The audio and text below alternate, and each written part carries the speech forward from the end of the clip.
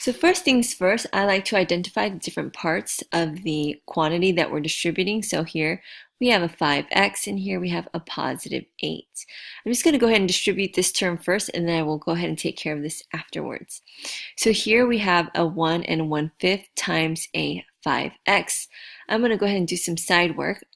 Here I'm going to turn this into an improper fraction. This is 5 times 1, which is 5, plus 1 is 6. So we have 6/5 times 5 over 1, because 5 is a whole number, so I'm going to put 1 under it to make it a fraction.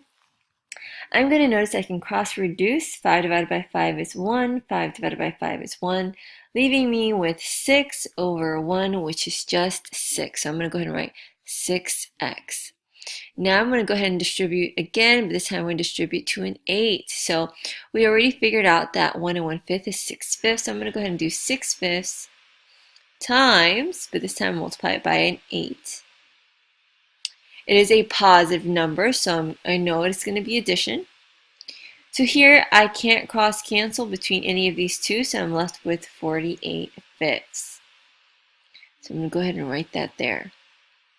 Now that I went ahead and distribute this, I'm going to move on to the next term. So here you have to be very careful and know what you are distributing. Here, since it is a plus, I am distributing a positive number. Now, if it was negative, you have to be careful, make sure you're distributing a negative number. So once again, I'm going to go ahead and circle the different terms. We have 6x and a -3. Now, here you have some choices. You can definitely leave it as a decimal and multiply it out, or you can turn it into a fraction and multiply it out. I personally like to work with fractions because it's a little bit less work in my opinion, but totally do what you're more comfortable with. So I'm going to go ahead and change this to 9/10. So now that I have that, I'm going to go ahead and distribute it to 6x. So we're going to do 9/10 times 6 over 1. I'm going to cross cancel here, divide by 2. So 10 divided by 2 is 5, 6 divided by 2 is 3, leaving me with 27/5. So that's going to go ahead and leave me with a positive 27/5 x. Now that I've done that, I'm going to go ahead and distribute to the last term, which is a -3. Please don't neglect the sign. That's going to be a mistake that a lot of students do, so be very careful. So here we have 9/10, and this time we are multiplying by a -3. But let's go ahead and take care of the sign. A positive times a negative is a negative, so I know it's going to be subtraction. So I'm going to go ahead and put that there right away. Now I can go ahead and multiply by 3, so we're going to put 3 over 1. Can I cross reduce? Nope. Can I cross reduce? Nope. So that just leaves me with 27/10. So I'm going to put minus 27/10.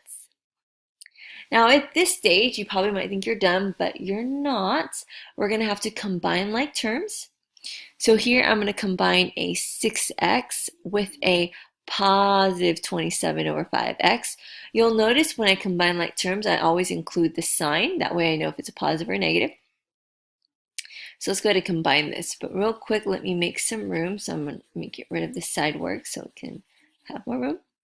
We have 6 plus 27/5. Since 6 is a whole number, I'm going to go ahead and put it over 1. 5 is definitely going to be our lowest common multiple. So here we're going to have to multiply 1 by 5, 6 by 5 as well. 6 times 5 is 30. And then here, this one's not going to change at all. You're essentially multiplying by 1, so I'm just going to put plus 27. So this is going to leave me with 57/5. So once I combine these, I did leave with 57/5, and don't forget that x. Now I'm going to continue to combine like terms. This time I'm going to combine a positive 48/5 with a negative 27/10. I can't do this in my head, so off to side work we go. 48/5 minus 27/10.